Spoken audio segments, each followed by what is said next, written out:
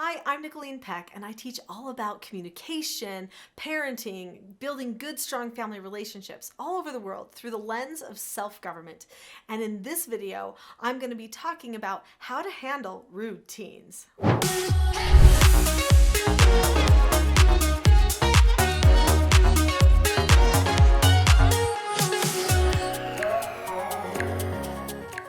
In this video, I'm going to talk about common mistakes that people make as they're trying to handle rude teenagers, and I'm also going to talk about what teenagers really want. What are they hoping to accomplish from this rude behavior, and how we can help them get more of those things that they want.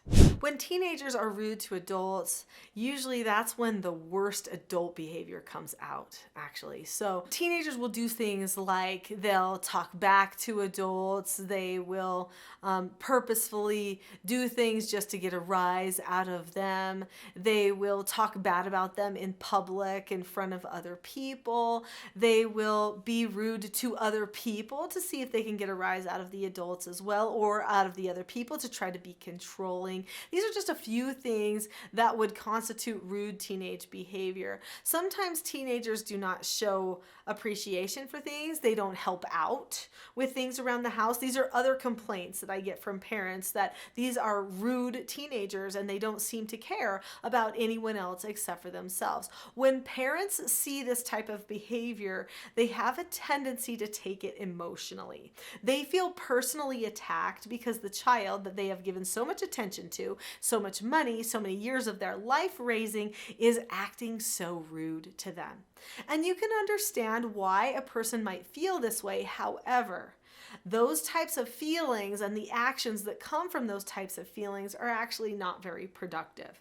So we all have feelings. Some of them are productive, some of them are non-productive, and each of those feelings lead to thoughts. So as parents, we've got to recognize that once we feel offended by our child, or we feel like they don't appreciate us, or we say something like that in our head, our behavior is going to distance ourselves from the child, which means then we decrease our ability to impact them in any kind of a positive way. And we also are going to start to think negative thoughts about them, which means we might avoid them. We might say something that we might regret later. And in the end, we are going to end up damaging the relationship just because we chose to take their behavior personally and emotionally. So what do you do with those feelings then so that you don't take that behavior personally and emotionally? Let's talk about the ability that we have to control thoughts inside of our own heads.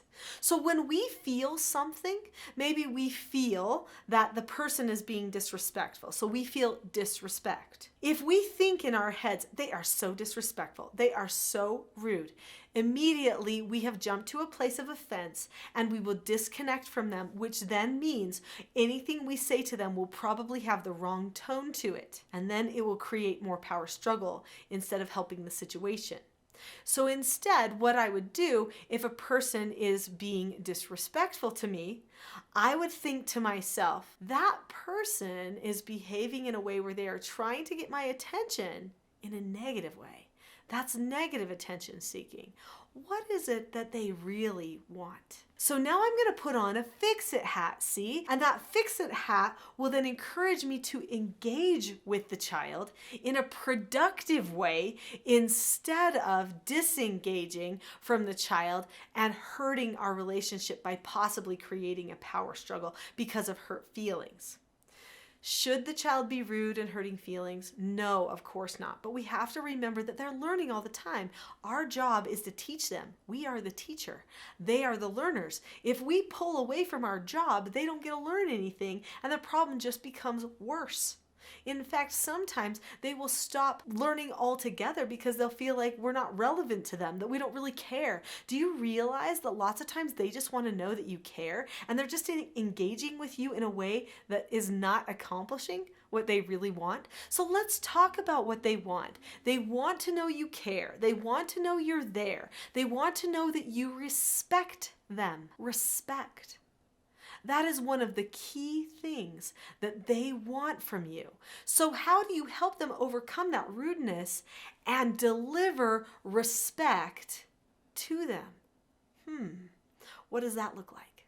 We're going to talk about how we can show respect to our teens that might be behaving in rude ways and how we can show them that we're there and we care about them while also consistently teaching them the lessons they need for their good social development and behavioral control. But before we do that, click on the subscribe button now. There are so many videos on this channel that are going to benefit you as you are working with a possible strong-willed teen or a teen who doesn't feel understood. Click on the subscribe now. When teens are rude or misbehave, so often parents make assumptions. And they don't actually address the situation in a very deliberate way. They just assume that the child is thinking this or wants this, and they don't talk about stuff deliberately. And so then both people are playing a game on either side of the interaction. That is a very strategic type of power struggling that happens. They only tell people certain things. They only say certain words. These types of things happen frequently when parents don't take the time to be deliberate with their teens or with any of their children, actually. So there's a lot of benefit in just deliberately having an open conversation with your child. And you'll want to do this at a time when it's not as big of a problem. I call these types of conversations parent counseling sessions. So you'll pull the child aside and then you talk to the child about something you've noticed maybe as a behavior pattern. So you might say something like, I've noticed that you haven't been showing very much gratitude lately. So people are doing things for you, but you're acting like you just expect it to happen. I'm pretty sure that's not the message you're trying to send. So let's talk about maybe why that would be happening and how we can maybe remember to show gratitude to people in the future. So you see where you're giving the person the benefit of the doubt, opening up a conversation with them about it. In fact, even saying, what type of a plan do you want to put into place? And then you're saying, now let's get things going so you don't have to get any more of this negative attention, right? So this is good, having good open conversation, getting some input from the child if they will give it. Some teens put up walls, they don't want to talk to anybody about anything, and there's a reason for that, and that's because if they talk about it or make a plan for it, then they're held accountable to their own words. So when someone does not want to talk to you, it's because they don't want to be honest, because they don't want to have to follow through. Okay, that's a really common thing to happen. So how do we help the child feel an increase of respect? Well, number one, talking to them increases respect. Okay, but first we have to understand what respect of a child actually looks like. People think that a child respecting a parent looks exactly the same as a parent respecting a child. That's not true. In fact, a child respecting a parent looks completely different because the roles are completely different. The child role is learner. The parent role is teacher.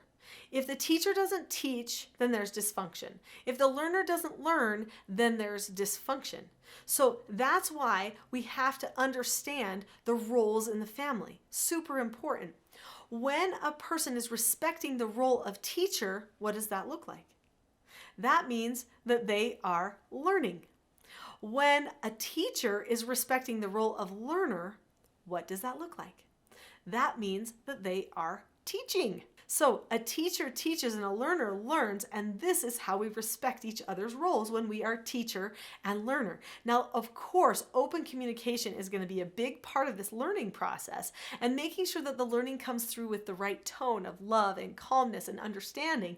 However, if the teacher does not teach, if they just go, that child, they're so rude, they're so whatever, and they just stew over the behavior themselves, they are actually disrespecting the child in that moment. When a child does something that requires correction, the most respectful thing you can do is actually lovingly and calmly do the correction. And it actually increases your credibility in the eyes of your child. They want someone to tell them where the boundary lines are. Even in their teens, they do. They may act like they don't. They may do some delinquent behaviors here and there, but I've got to tell you something. They want to know that someone will say stop. It's part of human development for a person to, in their teen years, do some daring and kind of risky things to push past some boundaries. So what they need is someone to keep reminding them where those boundaries are that they're not going to cross over. Because they will keep pushing past them just because they feel a craving to do so. It's part of adolescence. It's part of growing up, flexing some of those bravery muscles so that they can launch into adulthood. So we've got to make sure that we set the boundaries for them and we follow through consistently. This brings me to correction. We absolutely need to correct our children, but we've got to do it in a really calm and loving way. One of the best things is describing and not reacting. So when I correct children, I start with a description of what happened, what should have happened, and why that would be a good idea. And I don't lecture, we keep it very short. Then we talk about the negative consequences they've earned and where we're going to go from there. So that is just in a nutshell how to correct in a way where you won't get emotionally attached. Now I say you won't, hoping that you already know how to keep yourself calm. But if you don't know how to keep yourself calm, then I have something for you. So I have a Calm Parenting Toolkit, and I would like to give it to you for free. In the description below this video, there is a link that says teachselfgov.com/toolkit. That link will take you to the Calm Parenting Toolkit for free. The Calm Parenting Toolkit has 10 short lessons that you can go through, and you can learn how to keep yourself calm when somebody else isn't, and how to help them choose calmness without losing your calmness at the same time. This is one of the basic lessons of self-government, and it's a great start for learning all of the self-government skills that will help you and your teen have a better relationship and thrive. Click on the link to that video now, and I'll see you there.